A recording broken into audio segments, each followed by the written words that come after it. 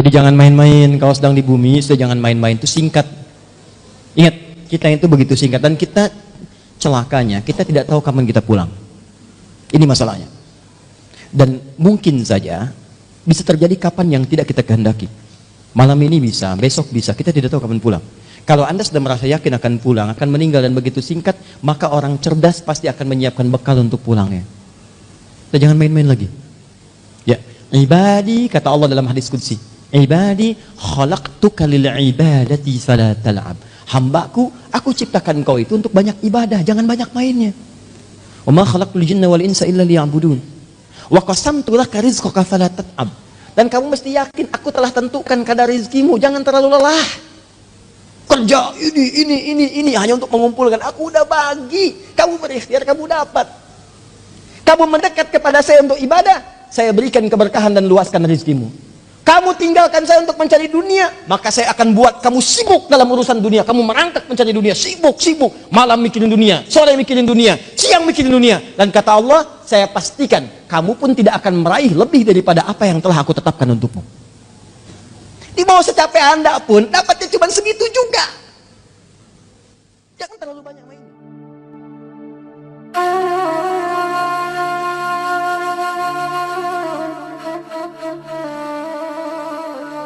Persoalan yang kedua, ada orang yang memahami dia hidup di dunia dan tuntutannya dia mesti menyiapkan kesiapan dia hidup di dunia, dia bekerja keras. Dari mulai sekolah, sampai kuliah, sampai nyari gelar, sampai nyari kerja. Kenapa? Untuk menyiapkan kenyamanan hidup di fase ini.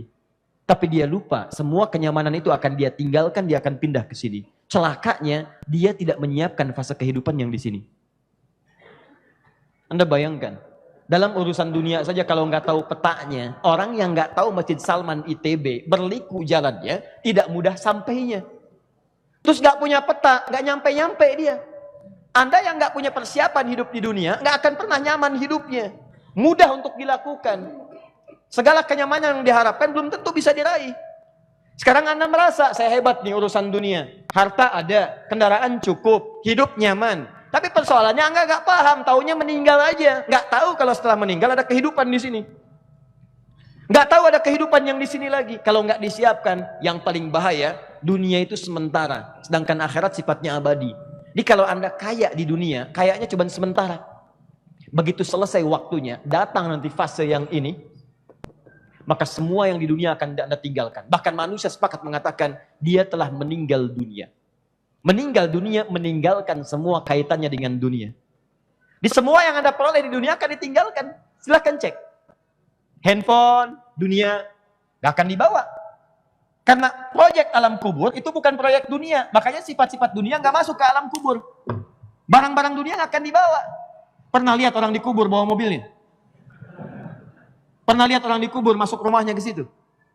Ini pekerjaan saya selama hidup di dunia. Saya akan buktikan kepada Allah bahwa saya mendapatkan semuanya dengan halal. Sayang, kalau meninggal, kuburkan semua harta saya di alam kubur saya. Wah, begitu dikubur, rumah masuk, mobil masuk, segala masuk. Mustahil.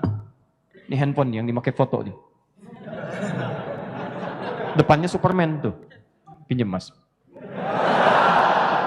Saya nggak bohong, Superman. Tuh.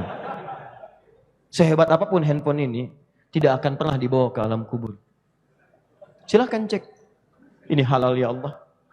Saya bedakan dengan yang lain. Superman. Masuk ke alam kubur. Sayang, kalau meninggal, di sini abang pernah foto jadwal kajian. Materi kajian. Pernah ada di sini. Ini akan menjadi bukti di hadapan Allah Subhanahu wa Ta'ala. Tolong kalau meninggal, sertakan dalam kain kafan. Kalau kangen miss call ya. Mustahil. Gak bisa. Ini baru handphone, belum yang lain. Karena itu kalau kita nggak paham petanya apa yang masih dibawa ke alam kubur, bahaya. Antum bagian belakang gelap, masih bisa melihat, masih ada sinar. Alam kubur, gelap gak? Pernah ke sana? Itu masalahnya. Kalau Anda nggak tahu infonya, tahu dari mana itu gelap? Kalau nggak pernah tahu informasinya, tahu dari mana itu ada cahaya. Kita mesti siapkan dari sekarang. Nah, kalau kita belum tahu, tanyakan pada yang tahu. Tadi saya pegang handphone, ada masalah di handphone saya tanya tukang handphone. Saya punya masalah misalnya di TV saya tanya tukang TV. Saya punya masalah di pesawat, saya tanyakan pembuat pesawat, ini kenapa begini? Tapi kalau Anda tanyakan tentang kehidupan manusia, Anda mesti bertanya pada yang menciptakan manusia. Itu poinnya. Logikanya sederhana. Anda kan nggak ada. Dicipta jadi ada. Siapa yang menciptakan? Tuhan. Siapa namanya? Allah. Bagaimana Allah menerangkan kepada kita? Ya Allah, setelah dari sini saya kemana? Ya Allah, di situ saya ngapain? Ya Allah, fasilitasnya apa? Nyaman gak seperti saya di dunia? Ya Allah, habis dari situ saya kemana? Maka Allah menjelaskan dengan sangat tuntas supaya tidak ada lagi yang menyoal saat kembali kepada Allah Subhanahu wa taala. Ini peta hidupmu, ini jalannya, ini aktivitasnya, ini pemetaannya, dan disitulah kamu akan kembali dengan cara-cara yang telah Allah jelaskan. Ini yang akan kita keluarkan dan kita evaluasi sampai dengan malam ini, apakah jalan kita relnya sesuai atau ada yang menyimpang yang harus kita kembalikan pada pemetaan tadi. Siap insya Allah?